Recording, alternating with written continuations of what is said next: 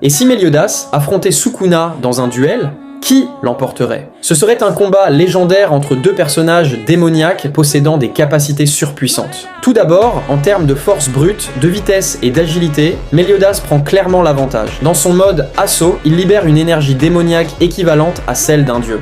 Il peut pulvériser des montagnes d'un simple coup, réagir à la vitesse de la lumière, et sa force augmente à chaque montée de colère. Son endurance et sa régénération font de lui un adversaire quasi immortel. Et son pouvoir emblématique, le Full Counter, lui permet de renvoyer toute attaque magique avec une puissance amplifiée. Mais en face, Sukuna, le roi des fléaux, n'est pas un adversaire ordinaire. Il possède une vitesse et une précision redoutables, capable de découper à travers la matière, l'énergie et même l'âme. Son domaine d'expansion rend ses attaques inévitables, et son intelligence de combat, combinée à sa cruauté, le rend imprévisible et terrifiant. Cependant, face à la régénération instantanée et à la résistance divine de Meliodas, les attaques de Sukuna finiraient par perdre de leur efficacité. Les sphères d'énergie démoniaque de Meliodas pourraient anéantir Sukuna avant même qu'il n'ait le temps de libérer son extension du territoire, et chaque attaque magique de la part de Sukuna serait renvoyée au double de leur puissance par le Full Counter, frappant Sukuna de plein fouet.